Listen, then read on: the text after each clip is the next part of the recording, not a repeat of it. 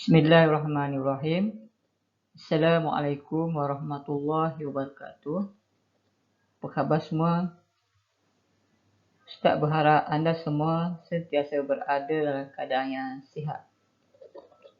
InsyaAllah pada hari ini kita akan belajar pelajaran 24, iaitu yang bertajuk Qanaah Hiasan Peribadi. Baiklah murid-murid, terdapat 6 objektif pembelajaran kita pada hari ini. Yang pertama ialah anda boleh menyatakan maksud qanaah. Yang kedua, anda boleh menjelaskan dalil qanaah. Yang ketiga, menjelaskan contoh qanaah Rasulullah SAW.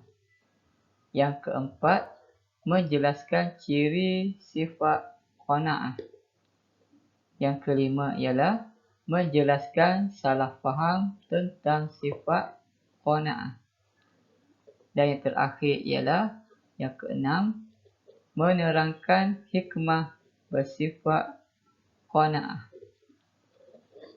Baiklah murid-murid, jom kita teruskan dengan pembelajaran kita pada hari ini.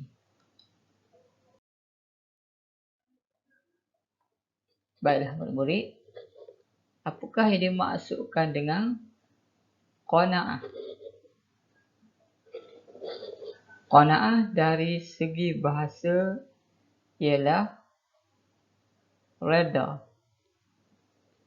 Manakala qanaah dari segi istilah pula ialah berasa cukup dan reda dengan nikmat kurniaan Allah Subhanahu Wa Taala. Jadi begitulah murid-murid. Ini yang dimaksudkan dengan qanaah, iaitu berpada dengan apa yang ada. Baiklah murid-murid, qanaah ini sebenarnya bukanlah kita menolak apa yang akan dapat ataupun apa yang akan datang kepada kita. Namun, kita merasa cukup dengan apa yang kita miliki, iaitu apa yang kita ada. Itulah sifat qanaah. Sememangnya murid-murid lumrah alam, manusia tidak akan berasa cukup dengan apa yang dimilikinya. Oleh sebab itulah murid-murid, apabila kita merasakan kita tidak cukup, iaitu apabila kita membandingkan dengan orang yang lebih hebat ataupun orang yang lebih kaya daripada kita. Jadi apabila perasaan ini ada dalam diri kita, bermaksud ataupun bermakna jiwa kita tidak akan rasa tenang.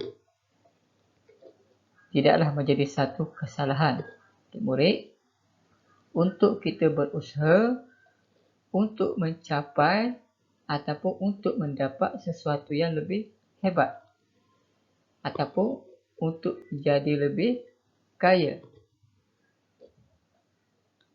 Tiada menjadi halangan di dalam Islam kita memperolehinya. Namun, di dalam kita menghayati konsep qanaah ini, bermaksud apa yang kita miliki, apa yang kita ada, kita merasakan cukup dan reda di atas ketentuan Allah Subhanahu Wa Taala. Jadi insya-Allah jiwa kita akan tenang, murid-murid. Baiklah, boleh. Seterusnya kita akan teruskan dengan subtopik kita yang seterusnya.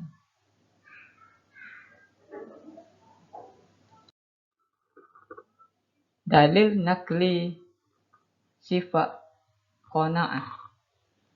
Yang pertama daripada hadis Nabi sallallahu alaihi wasallam, iaitu daripada Abdullah bin Amru radhiyallahu anhu meriwayatkan bahawa Rasulullah sallallahu alaihi wasallam bersabda,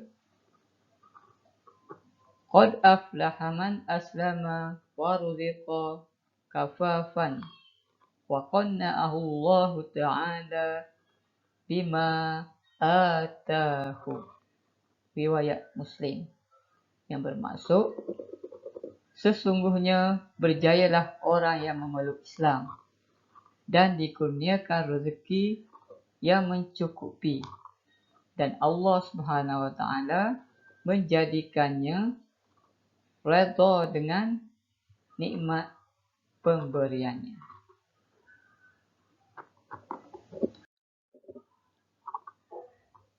Dalil yang kedua ialah daripada Abu Hurairah radhiyallahu anhu meriwayatkan bahawa Rasulullah sallallahu alaihi wasallam bersabda,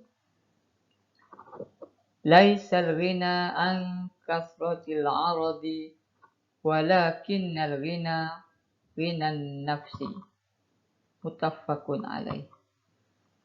Maksudnya, kekayaan itu bukanlah dengan banyaknya harta, tetapi kekayaan itu adalah dengan kaya jiwa, iaitu hati yang selalu berasa cukup.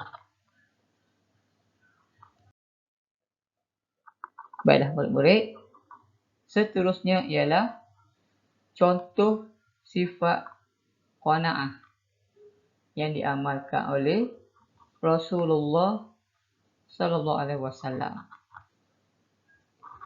Sayyidina Umar bin Al-Khattab radhiyallahu anhu pernah menemui Nabi sallallahu alaihi wasallam ketika baginda sallallahu alaihi wasallam sedang berbaring di atas tikar daun tanpa beralaskan apa-apa hingga berbekas badan baginda. Sayyidina Umar radhiyallahu anhu menangis melihat keadaan Rasulullah sallallahu alaihi wasallam itu. Nabi sallallahu alaihi wasallam bertanya, "Mengapa kamu menangis, wahai Ibnu Al-Khattab?"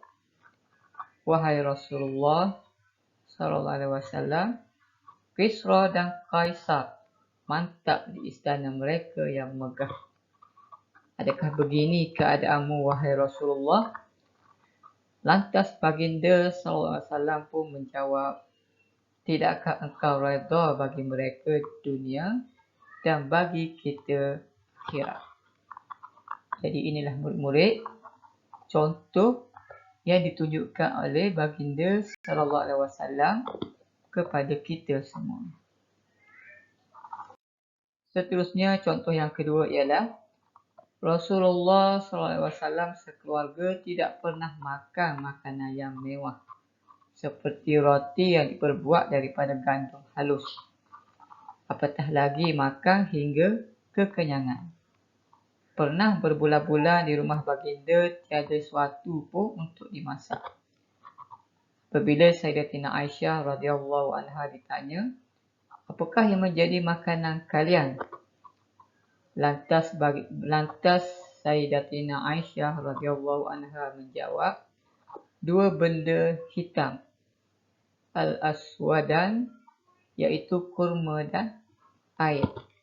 Jadi begitulah murid-murid keadaan yang ditunjukkan oleh Rasulullah sallallahu alaihi wasallam yang menunjukkan baginda merupakan seorang yang bersifat qanaah, walaupun tidak menjadi satu halangan untuk baginda untuk menjadi kaya. Namun baginda memilih keadaan ini.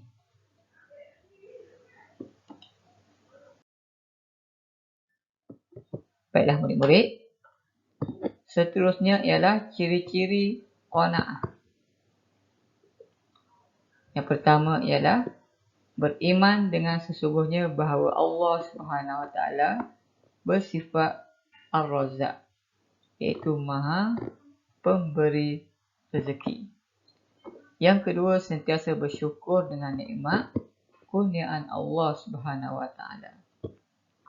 Yang ketiga, sentiasa sabar dan redha menerima ketentuan Allah SWT. Yang keempat, hidup secara bersederhana dan tidak boros.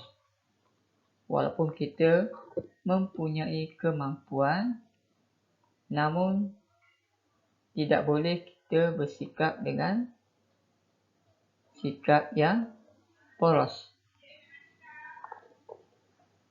Yang kelima ialah sentiasa berusaha untuk meningkatkan kesejahteraan hidup. Yang keenam ialah selalu bertawakal kepada Allah SWT, iaitu berserah diri kepada Allah SWT selepas kita berusaha. Yang terakhir ialah tidak iri hati terhadap nikmat yang dimiliki oleh orang lain.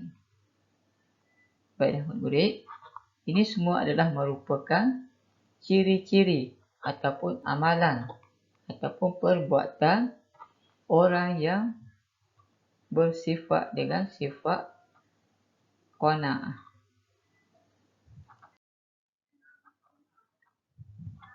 Seterusnya ialah salah faham terhadap qanaah. Yang pertama ialah tidak berderma atau bersedekah dengan alasan belum kaya. Jadinya murid-murid,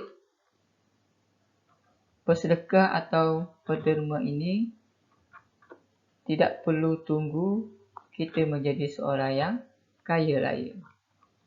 Maksudnya, kita boleh berderma atau bersedekah mengikut kadar kemampuan yang kita ada. Yang kedua ialah malas berusaha untuk meningkatkan kesejahteraan hidup dengan alasan sudah suratan takdir. Baiklah murid, sepatutnya kita hendaklah berusaha. Tidak boleh kita menyalahkan kepada takdir semata-mata. Dan yang ketiga ialah tidak berusaha memberikan sumbangan kepada negara. Sebaliknya memikirkan tentang sumbangan negara kepada kita. Jadinya murid, kita hendaklah menjadi warga negara ataupun rakyat yang sentiasa memikirkan apa yang sepatutnya kita sumbangkan kepada negara kita. Jadi salah faham sebegini hendaklah kita jauhi agar kita betul-betul memiliki ataupun menjadi seorang yang bersifat qanaah. Baiklah murid-murid, hikmah bersifat qanaah. Yang pertama ialah kehidupan menjadi tenang dan tenteram. Al-Imam Ghazali berkata, orang yang paling banyak berduka ialah yang ditimpa penyakit dengki. Dan yang paling tenang kehidupannya ialah mereka yang memiliki sifat qanaah ini. Yang kedua ialah kemuliaan diri terpelihara. Malaikat Jibril alaihissalam pernah berkata, wahai Muhammad, kehormatan seseorang mukmin terletak pada solat malam dan kemuliaannya terletak pada ketidakbergantungannya kepada manusia. Yang ketiga ialah memupuk sifat sabar dan syukur. Rasulullah sallallahu alaihi wasallam pernah berpesan kepada Abu Hurairah radhiyallahu anhu yang bermaksud, "Wahai Abu Hurairah, jadilah orang yang wara', maka engkau akan menjadi sebaik-baik ahli ibadah. Jadilah orang yang qanaah, maka engkau akan menjadi orang yang paling bersyukur." Seterusnya ialah dapat mengeratkan kasih sayang sesama masyarakat. Orang yang bersifat qanaah akan memiliki rasa tanggungjawab terhadap masyarakat. Kepentingan masyarakat akan didahulukan mengatasi kepentingan peribadi. Anas bin Malik radhiyallahu anhu meriwayatkan bahawa Rasulullah sallallahu alaihi wasallam pernah bersabda yang bermaksud, "Tidak sempurna iman seseorang kamu sehinggalah dia mengasihi saudaranya sebagaimana dia mengasihi dirinya sendiri." Jadi begitulah murid-murid, hikmah bersifat dengan sifat qanaah. Baiklah murid-murid, sekian sahaja perbincangan berkaitan dengan tajuk kita pada hari ini, iaitu qanaah hiasan peribadi. Sekian. Assalamualaikum warahmatullahi wabarakatuh.